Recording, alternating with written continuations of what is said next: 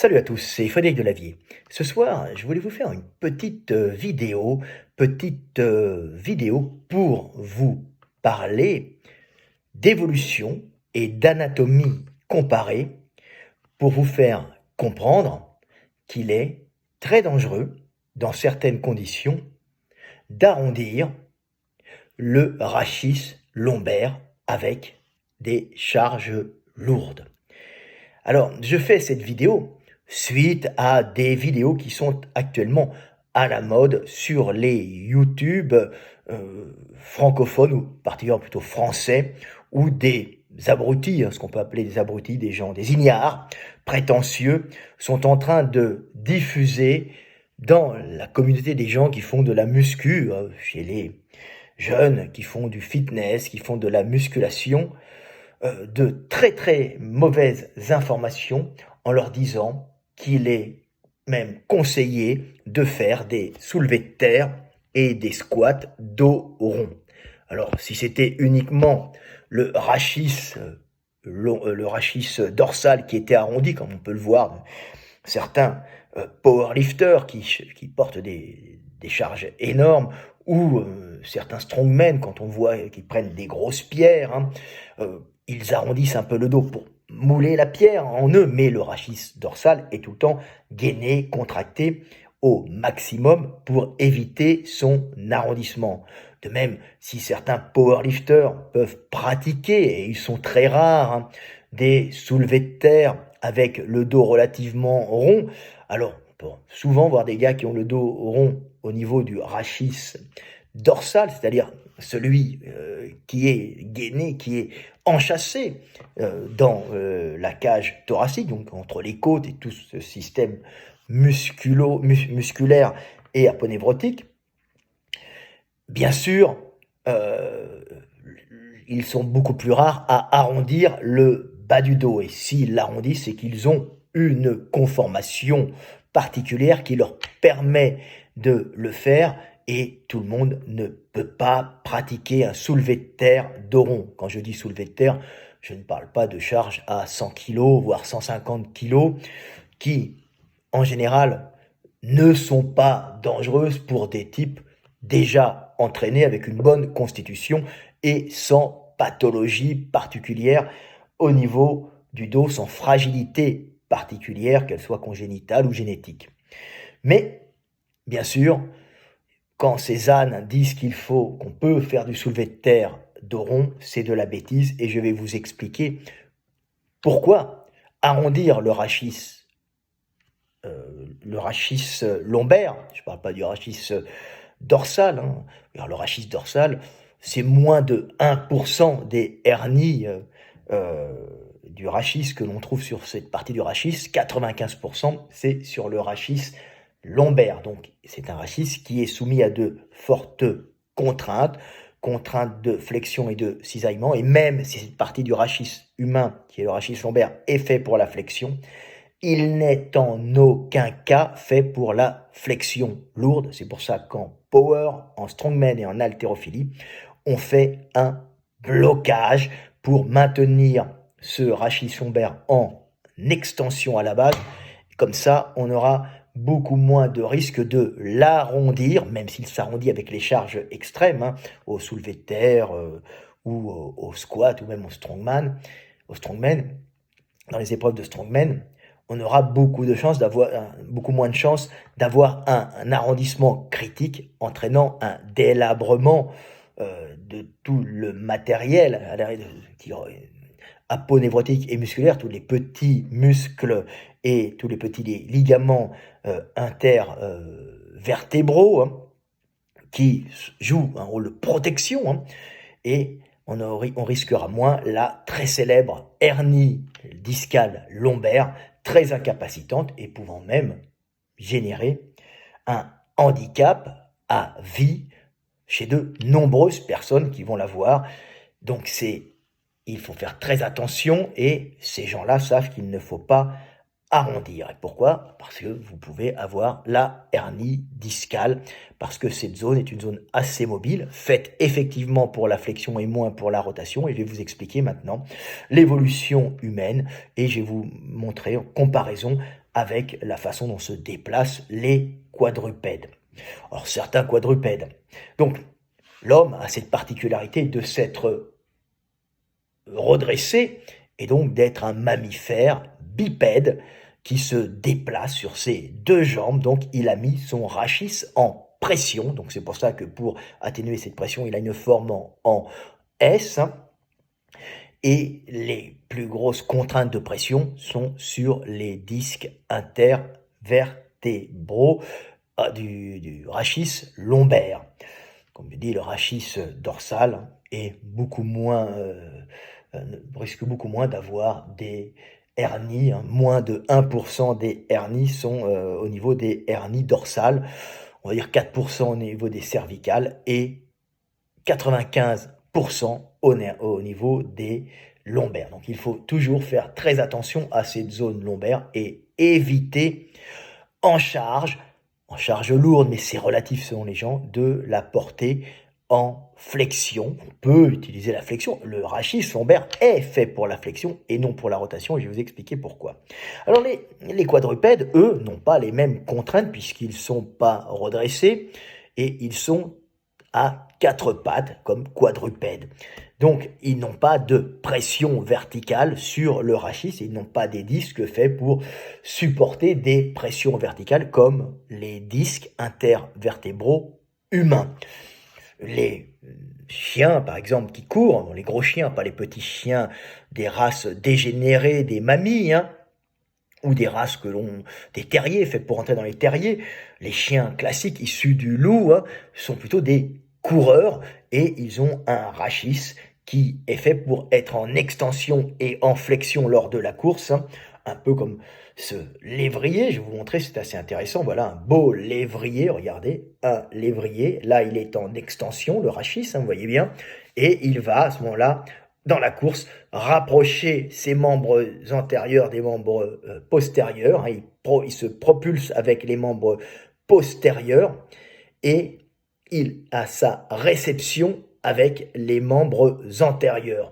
C'est la particularité de ces quadrupèdes coureurs rapides, de ces mammifères coureurs rapides qui sont faits pour courir. Alors, eux, ces chiens, ces lévriers, vous voyez qu'ils arrondissent le dos pour pouvoir, à ce moment-là, quand ils vont courir, ils se propulsent et à ce moment-là, ils ramènent au maximum les jambes vers l'avant pour augmenter leur foulée, si vous voulez, puisqu'ils vont récupérer sur les deux jambes. Donc ils ramènent les jambes vers l'avant et ils arrondissent le dos. Donc vous voyez bien que leur rachis est fait pour la flexion pendant la course, mais pas la pression verticale. Ce n'est pas les mêmes. Alors, ils vont avoir, ces animaux, des problèmes, les vétérinaires le savent, au niveau du rachis, des hernies, mais qui ne sont pas tout à fait les mêmes causes que pour les hernies des humains. Alors, vous avez là la même chose, un magnifique guépard qui est un coureur rapide, et vous voyez la façon dont il court, extension, il prend une forme de selle, là, en extension totale, il ramène sa patte postérieure en arrondissant le dos pour augmenter sa foulée, et il fait une réception sur les membres antérieurs, qui ne sont pas des membres de propulsion, comme chez nous, que nous, on n'a pas du tout de propulsion aussi, mais eux, c'est des membres de réception, et quand ils arrivent sur leurs membres antérieurs, ils sont suspendus entre leurs omoplates, ils n'ont pas de clavicule, autrement ils se pèteraient les clavicules, ils s'arracheraient les clavicules. Nous, quand on tombe, on met la main, on se pète la clavicule. Eux, leurs omoplates, qui sont ici, on voit les à peu près ici, sont suspendus par les grands dentelés, et un peu les pecs, et quand ils arrivent au sol, ils sont en suspension. C'est un système de suspension, c'est pour ça qu'ils ne se font pas mal. C'est pour ça que quand vous voyez des chevaux qui arrivent, et malgré leur poids important, et qui sautent un obstacle, quand ils arrivent sur les pattes antérieures, leur buste est suspendu entre les deux omoplates, et les grands dentelés servent de ressort, donc ils ne se font pas mal. Donc un zététicien ne pourra pas vous expliquer ça, puisqu'en général, un zététicien est un connard qui prend des articles scientifiques qu'il ne comprend pas et qui en fait des généralités. Donc moi, je vous explique parce que moi, c'est mon métier. Hein, c'est l'évolution humaine, l'anatomie comparée, le sport et les pathologies sportives. Donc on va vous expliquer un peu tout ça. Donc vous avez la même chose chez les chevaux. Hein, alors un beau cheval. Alors lui, par contre, il ne va pas ramener, il n'arrondit pas son rachis, hein, pour courir. Il a une propulsion principalement avec les membres, et il ne va pas arrondir son rachis pour ramener le membre antérieur, mais il a d'autres systèmes extrêmement efficaces de ressort dans les pattes pour propulser très bien. Là, c'est pas le but d'en parler, là je parle du rachis. Vous voyez que le cheval a une encelure, encelure lombaire, donc il n'a pas d'arrondissement du dos, il ne va pas avoir d'arrondissement du rachis lombaire comme l'homme peut l'avoir. Donc c'est pas du tout la même chose. Par contre, il n'a pas de clavicule et il arrive, bien sûr, sur ses pattes antérieures qui servent de réception, et il propulse avec ses pattes arrière. Donc ça, c'est intéressant à comprendre. Tandis que l'homme, lui, il court pas de la même façon que les animaux, vous allez comprendre. Il est fait pour courir debout comme ce Usain Bolt, qui est un coureur magnifique, merveilleux à voir. Et vous voyez que quand il court, il opère des rotations d'épaules pour compenser les grandes foulées. Et donc il fait des rotations d'épaules quand il fait une réception, pour éviter de partir en déséquilibre. Donc il est en pleine rotation, de grosses épaules très musclées aussi, pour compenser pendant la course avec ses grandes jambes, ses grandes oscillations. Et on peut voir que les contraintes à la réception vont être sur les vertèbres lombaires. Pourquoi ? Parce que à la réception, il va tourner, il n'y a pas de risque d'avoir des rotations des vertèbres au niveau de la cage thoracique, puisqu'elles sont enchâssées au milieu de la colonne vertébrale. Au milieu, le rachis humain, si vous regardez une cage thoracique d'un mammifère humain, son rachis est vers l'intérieur de la colonne vertébrale, donc il est très enchâssé dans la colonne vertébrale, alors que chez les quadrupèdes, il est plus vers l'arrière. Donc on s'est habitué à la bipédie, on s'est transformé par rapport à la bipédie, et les autres primates et les autres singes n'ont pas ce type de rachis bien à l'intérieur de la cage thoracique qu'ont les humains. Donc c'est très intéressant à comprendre. Et la zone de fragilité, ça va être la zone lombaire. C'est pour ça que les vertèbres lombaires, comme vous allez avoir des rotations à l'arrêt, à la réception, elles vont être faites pour empêcher justement les mouvements de cisaillement qui risqueraient d'arracher tout le matériel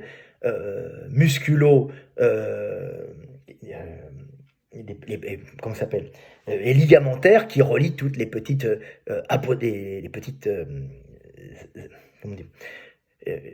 les petites articulations et les petites apophyses des vertèbres qui risqueraient de s'arracher. Donc elles sont faites pour limiter les déplacements. Vous avez ici une belle vertèbre lombaire qui est dessinée. Je n'ai pas mon livre avec moi, autrement je vous aurais montré mon livre, il est très bien aussi. Vous voyez que les vertèbres lombaires sont faites pour limiter les mouvements de rotation. Oui, pourquoi ? Parce qu'on est un coureur qui arrive sur ses pieds, on marche comme ça. Et si on fait une trop grande rotation et on n'avait pas ces butées osseuses, on ferait une rotation, on arracherait tout le matériel ligamentaire et en même temps, on risquerait de désolidariser les vertèbres entre elles. Donc on a un blocage latéral à ce niveau-là, vous le voyez ici, qui empêche les rotations. Ce matériel de blocage est d'autant plus important chez les hommes que les hommes se sont redressés pour marcher et courir, et qu'ils ont un espace entre la cage thoracique et le bassin bien plus important pour faire ces oscillations quand il marche. Il avance le pied, tu avances un pied, tu avances l'épaule opposée pour contrebalancer. Donc c'est très intéressant. Donc il y a cette rotation au niveau des épaules, mais il faut protéger ces vertèbres d'une rotation extrême pour pas qu'il y ait un délabrement de tout le matériel ostéo-ligamentaire et de la vertèbre et des disques. En plus, comme on est un lanceur, on est des animaux faits pour lancer et tuer. Les seuls animaux qui tuent à distance, c'est l'homme. On a tué nos proies très longtemps par le jet. Donc le jet, c'est des grandes contraintes de lancer, et si on n'avait pas ces apophyses de blocage, on risquerait de se niquer complètement hein, quand on tourne et quand on renvoie. Donc, on est fait pour marcher et courir debout. Donc, on a une zone lombaire très protégée des rotations. Mais elle peut aller en flexion, ce que ces idiots de zététiciens ou de kinés bidons qui ne connaissent rien à l'évolution humaine n'ont pas compris parce qu'ils ont de leur jeune âge, ils ont 27 ans, ce sont des ânes de 27 ans qui ne font que répéter sans comprendre des papiers scientifiques qui ont même pas été compris par ceux qui les ont faits, c'est vous dire. Hein. Moi, je vous l'explique parce que moi, c'est mon métier et je connais beaucoup de choses dans ce domaine, je vis par cela. Hein, et il faut que vous compreniez cela. C'est pas parce que j'ai ce look, hein, j'ai pas le stéthoscope et la blouse blanche je ne suis pas un professionnel. Comme je dis, je suis un professionnel dans ce domaine puisque je vends mes livres dans le monde entier dans ce domaine. Je suis enseigné en Chine, en Corée, en Amérique, aux États-Unis, en Russie, dans le monde entier, dans ce domaine. Pas parce que j'en ai fait la pub, mais parce que les gens savent que c'est de la qualité. Hein. Donc voilà. Donc, l'homme, lui, a une cage thoracique séparée du bassin, alors que le singe, par exemple, qui grimpe aux arbres, les primates, ont une grosse cage thoracique large avec quasiment aucune mobilité de bassin et ils ne marchent pas debout. Donc ce sont des quadrupèdes arboricoles, ce n'est pas du tout la même chose. Nous, on a une certaine rotation qu'on doit faire, mais elle est bloquée quand même, hein, en partie, parce que nous lançons, hein, nous avons surtout, donc nous avons une extrême élasticité et nous devons protéger les chocs violents latéralement lors de la course et des déplacements rapides nos vertèbres. Donc nos vertèbres lombaires, hein, sont comme ça, et quand vous regardez les vertèbres dorsales, pas ça, mais une vertèbre par exemple, cervicale, elle est faite, elle, pour avoir des mouvements de rotation. Vous voyez qu'il n'y a pas ces apophyses qui vont bloquer de chaque côté et qu'elles sont faites pour glisser latéralement. Elles sont très fragiles, mais elles permettent en hauteur d'avoir comme un périscope qui voit très loin et qui peut observer autour d'elle. Donc voilà, les vertèbres du cou, là c'est la 12e cervicale. On voit que la 12e cervicale a l'insertion des côtes à ce niveau-là, mais ici c'est pour les apophyses, pour qu'elles glissent, hein, entre elles et permettent des mouvements latéraux. Et vous voyez que là, la lombaire, c'est pas du tout ça. La lombaire, effectivement, est fait pour la flexion. Alors oui, la flexion, on doit aller chercher des objets au sol, on se baisse, on arrondit le dos, mais en aucun cas, ce sont des vertèbres qui sont faites pour pratiquer le soulevé de terre lourd ou le squat lourd. Hein. Ce sont des mouvements contre nature qu'on pratique en musculation, mais qui, dans la nature, n'avaient aucun lieu d'être. On n'est pas fait pour soulever des charges énormes et mettre notre rachis en super pression et flexion. Hein. On est fait pour le mettre en flexion. On peut muscler effectivement son rachis avec des mouvements de flexion. C'est-à-dire qu'on va chercher un poids au sol, on arrondit même le rachis lombaire et on remonte, mais avec des charges modérées, car avec des charges lourdes, on risque d'abîmer très sérieusement ce rachis lombaire. Et vous allez comprendre que ce rachis lombaire qui est fait pour la flexion n'est pas fait pour la flexion lourde, et c'est pour ça qu'en power, en strongman, en haltérophilie, donc en soulevé de terre, en squat, en épaulé, on part toujours avec un blocage, qui est une légère flexion du dos pour éviter un arrondissement qui peut être dramatique. Pourquoi ? Parce que si notre rachis lombaire, donc les vertèbres lombaires sont plus faits pour la flexion que pour la rotation, elles ont quand même des fragilités si cette flexion est lourde, hein, puisque la flexion sur cette vertèbre est protégée non pas par du matériel osseux, mais par tout un matériel ligamentaire et musculaire, des petits muscles paravertébraux et tous les petits ligaments qui sont autour de ces vertèbres qui vont limiter la flexion, et tous les muscles du rachis, hein, les directeurs du rachis, le rable sur le lapin, hein, que vous voyez quand vous mangez du lapin, ce sont des muscles très développés chez l'homme qui entourent la vertèbre. La vertèbre qui est enchâssée dans du muscle, hein, la vertèbre lombaire, hein, devant et derrière, hein, sur le côté aussi. Et cette vertèbre, si elle est faite pour la flexion, elle n'est pas faite pour la flexion hyper lourde, à moins de prendre des sécurités comme l'hyper-extension, comme on peut voir en powerlifting, en strongman ou en haltéro. Donc, il faut faire très attention.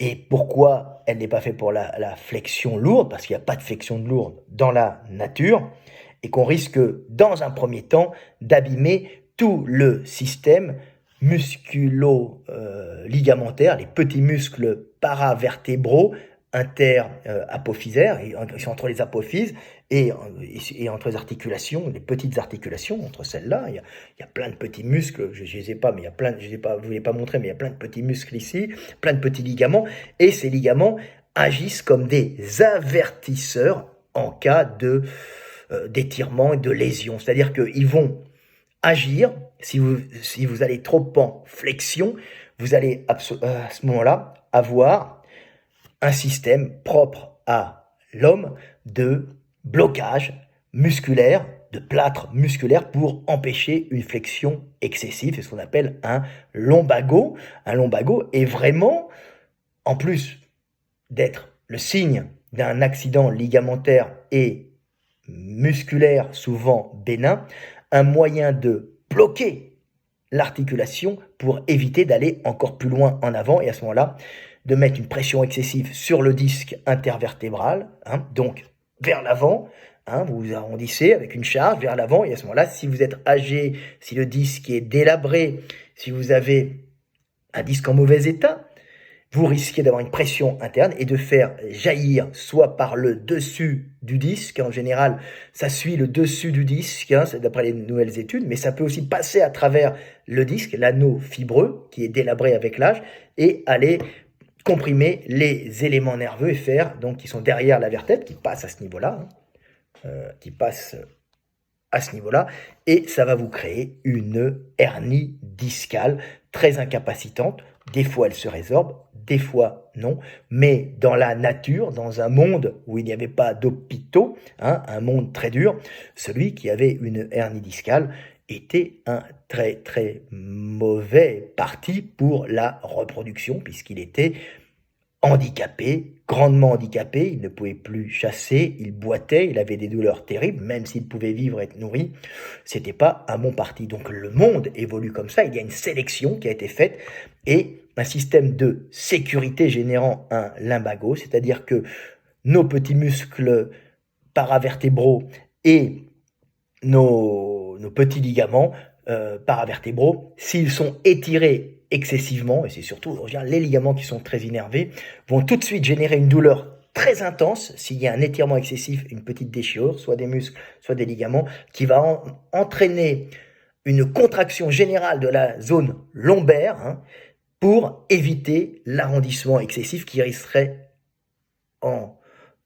ensuite de léser un disque intervertébral et de comprimer par hernie et protrusion arrière les éléments nerveux et là de faire de vous un handicapé impropre à la reproduction, puisqu'on n'est pas un bon reproducteur quand on est handicapé, on n'est pas le meilleur parti. Donc sélection du lumbago chez l'homme, un système de protection. Donc si vous voyez un zététicien abruti qui vous dit qu'on peut faire du soulevé de terre dos rond, oui, on peut faire du soulevé de terre dos rond jusqu'à une charge modérée pour renforcer les petits muscles paravertébraux et les muscles érecteurs du rachis, mais la résistance des matériaux, c'est-à-dire des ligaments et des muscles, n'est pas faite pour supporter des charges importantes et encore plus les disques intervertébraux qui, s'ils sont faits pour avoir des pressions verticales, chez l'homme, pas chez les quadrupèdes, ne sont pas faits pour avoir une pression verticale avec arrondissement, c'est-à-dire mettre en arrondissement et en pression son rachis est une folie totale. Avec un poids modéré, il n'y a pas trop de problème. À partir d'un certain moment, vous allez être mis en face de la résistance des matériaux, c'est-à-dire de la résistance moléculaire qui ne sera pas adaptée à ces efforts de pression et d'étirement. Voilà, ça il faut vous le mettre dans la tête et le zététicien ou le kiné ou le petit youtubeur minable qui va vous expliquer ça est un criminel, même s'il ne le sait pas, il va générer des pathologies extrêmement grave par incompréhension des systèmes de protection et de l'anatomie humaine et de l'évolution humaine et de l'anatomie comparée. Il ne connaît rien, il n'a lu que 3 ou 4 papiers scientifiques où certaines personnes disent qu'il n'y a aucun danger à faire de rond. Non, il n'y a aucun danger à faire de rond. On est fait pour arrondir le rachis lombaire, oui, mais jusqu'à un certain poids. Après, c'est la catastrophe. Le rachis lombaire est fait pour s'arrondir. Il n'est pas fait pour les rotations parce qu'on est un lanceur-coureur. Autrement, on arracherait tout par rotation trop rapide. Tous les ligaments, on serait handicapé direct.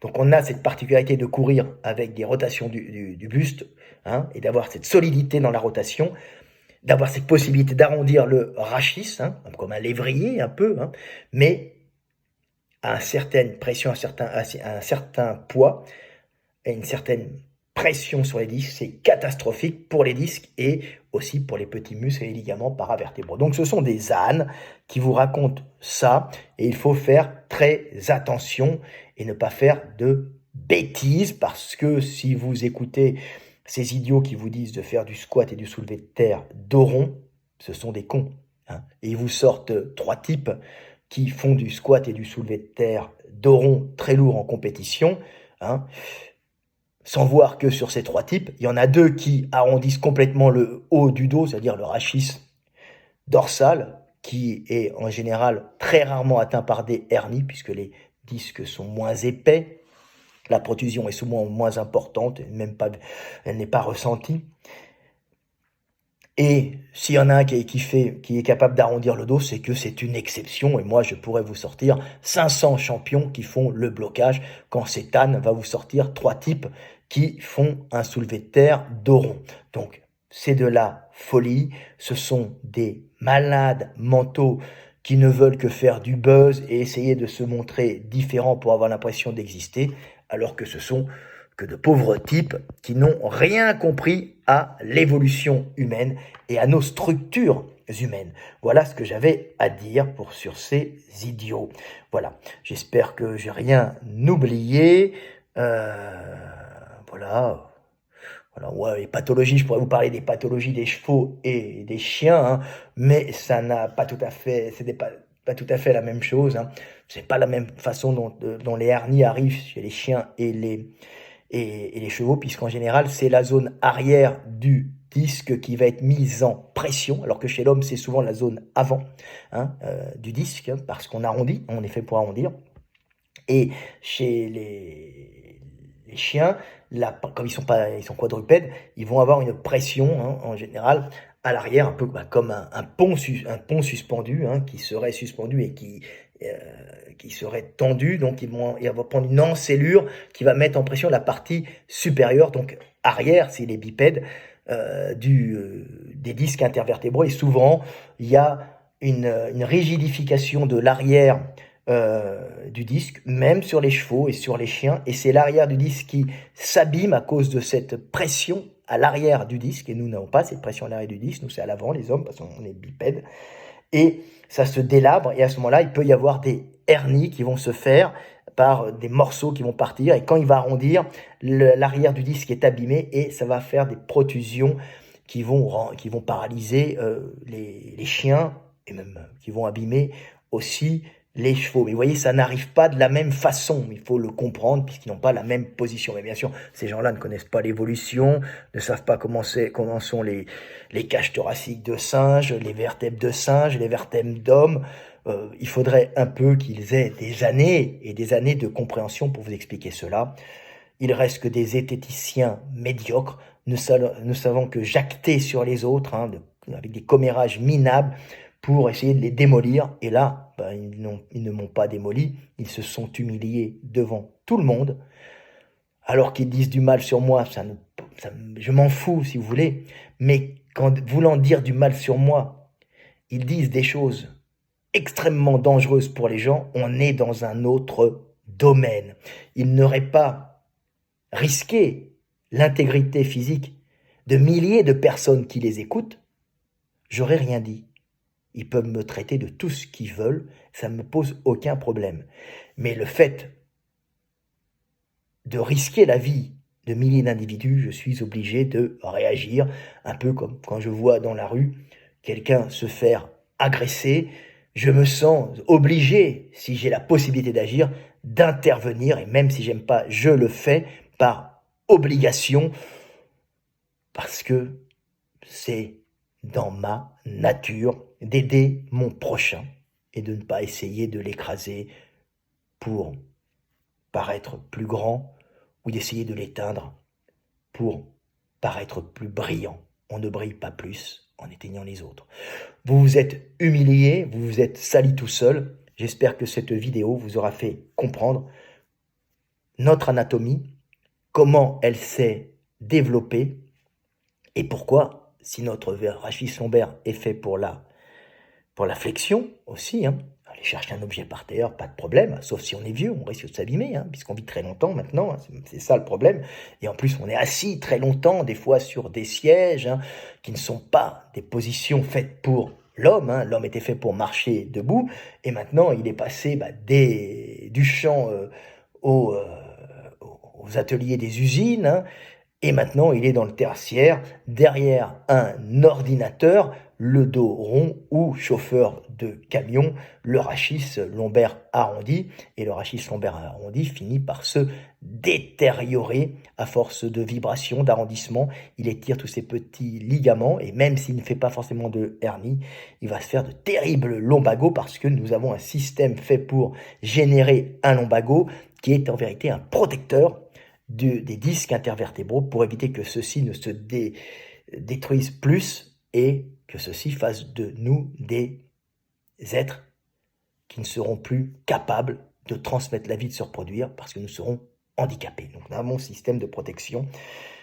très efficace. Voilà, c'était Fred Delavier, petite vidéo d'enseignement, petite vidéo pour vous dire que oui, entraînez-vous de rond léger, il n'y a pas de problème. Mais en lourd, nous ne sommes pas faits pour ça. Et c'est pour ça que les gens qui font du powerlifting, du strongman, de l'haltérophilie, savent très bien qu'il faut partir en légère extension ou en extorsion plus importante. Ça dépend des morphologies pour éviter cet arrondissement avec des charges extrêmes qui vont, léser vos muscles, petits muscles paravertébraux et vos petits ligaments paravertébraux interarticulaires, dans un premier temps, et dans un second temps, qui risque de vous faire exploser vos disques intervertébraux. Et là, c'est la merde totale. Un lumbago, c'est pas grave. Une hernie discale, c'est la merde. C'était Fred Delavier. Je vous aime. Et paix sur terre. Et n'écoutez pas les connards.